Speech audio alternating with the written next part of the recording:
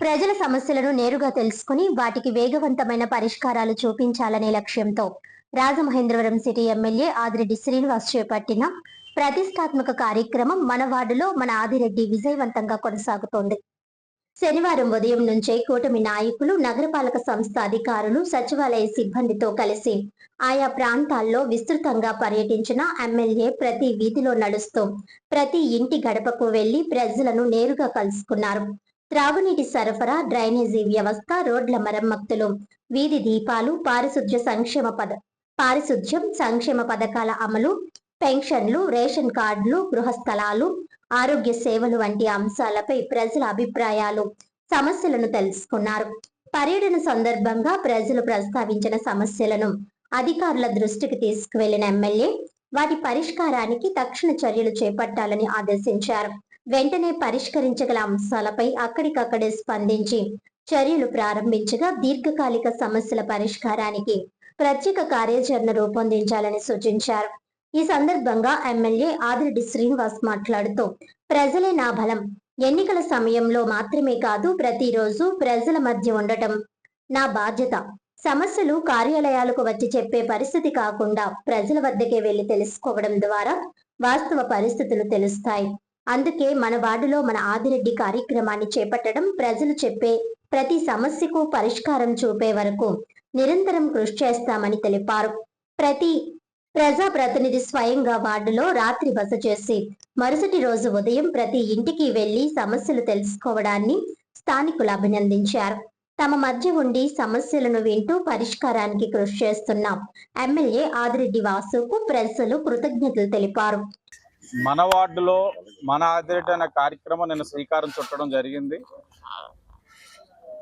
మొదట అధికారులతోటి కూటమి నాయకులు సమావేశం అవ్వడం, అభివృద్ధి కార్యక్రమాలు, సంక్షేమం పైన చర్చించుకోవడం, తదుపరి కార్యకర్తలతో ముఖాముఖి, రాత్రి మా కార్యకర్త ఇంట్లో బస వేయడం, ఉదయం 6:30 కల్లా చూస్తున్నారు జనసేన ఇన్ఛార్జ్ గారు, జనసేన నాయకులు, నాకు తెలుగుదేశం పార్టీ కుటుంబ సభ్యులు, ఏడీసీ గారు, మొత్తం సిబ్బంది అందరూ వచ్చాం. పలు సమస్యలు చూస్తూ వచ్చాం.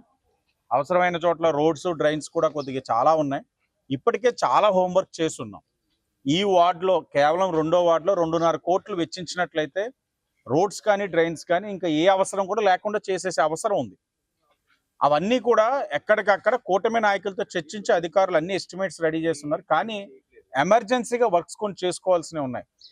అక్కడ ఒక మేజర్ డ్రైన్ ఉంది 30 లక్షలతోటి, అలాగే ఒక 15 లక్షలతో డ్రైన్ ఉంది. అలాగే వెంకటరామనగర్లో కూడా ఈ 2 వీధులు కూడా గత 5 సంవత్సరాలు వైఎస్ఆర్సీపీ వాళ్ళు గాలికి వదిలేశారు. గాలికే చాలా ఇబ్బందిగా ఉండే, స్విమ్మింగ్ పూల్లో ఉంటే కూటమి వచ్చిన వెంటనే మొదటి 6 నెలల్లోనే వెంకటరామనగర్లోని మొదటి ఫేజ్ 2 రోడ్లు పూర్తి చేసాం. కానీ వెనకాల ఫేజ్ మిగిలిపోయింది, కంటిన్యూషన్. ఆ కంటిన్యూషన్ ఈ వీధి వచ్చి 18.5 లక్షలు, ఆ వీధి వచ్చి 14.5 లక్షలు రోడ్డు డ్రైన్స్. అవి కూడా ఇప్పుడు కమిషనర్ గారితో మండే కూర్చొని శాంక్షన్ చేయిస్తాం.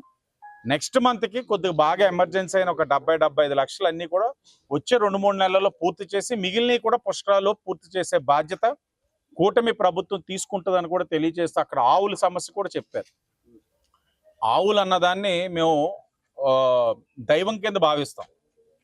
అలాగే అది వాళ్ళ వృత్తి చేసుకోవచ్చు. కానీ అది రోడ్ల మీద పెంచుకోవడం వల్ల అక్కడ ప్రజలు ఇబ్బంది పడుతున్నారు.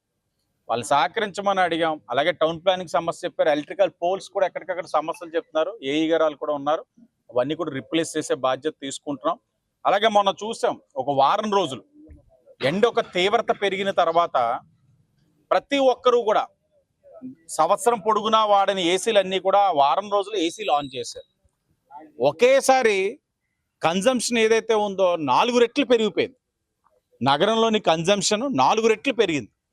పెరిగేసరికి ట్రిప్ అయిపోవడం, సబ్స్టేషన్, ఇవన్నీ కూడా చాలా ఇబ్బందులు ఎదురవడం, ఎక్కడికక్కడ ట్రిప్ అవడంతో రాత్రి రేయింబగలు అంతా కూడా ఎలక్ట్రికల్ డిపార్ట్మెంట్ వర్కర్స్ పనిచేశారు.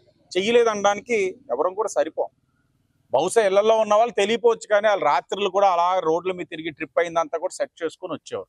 దీనికి శాశ్వత పరిష్కారం పుష్కరాలకి ఇప్పుడే పెట్టున్నాం. ఈ నగరంలో 5 సబ్స్టేషన్స్, 5 సబ్స్టేషన్స్లో కూడా 3 సబ్స్టేషన్స్లో 2 కార్పొరేషన్ పరిధిలో ఉన్నాయి.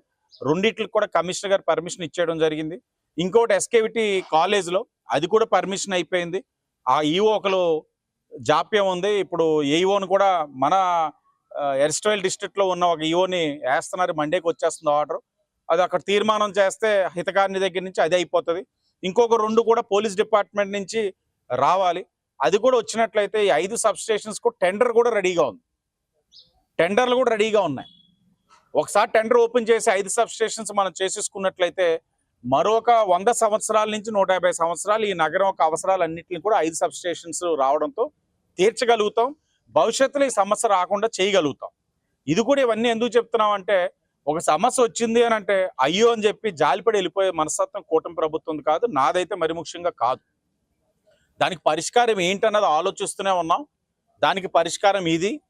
మీ ఎమ్మెల్యే, మీ ప్రభుత్వం, మీరు కోరుకున్న ప్రభుత్వం దీనికి పరిష్కారం వెతికింది. దాన్ని అతి దగ్గరలోని పూర్తి చేసి మీ అందరికీ కూడా భవిష్యత్తులో ఈ సమస్య రాకుండా చూసుకుంటామని కూడా హామీ ఇస్తా ఉన్నాం.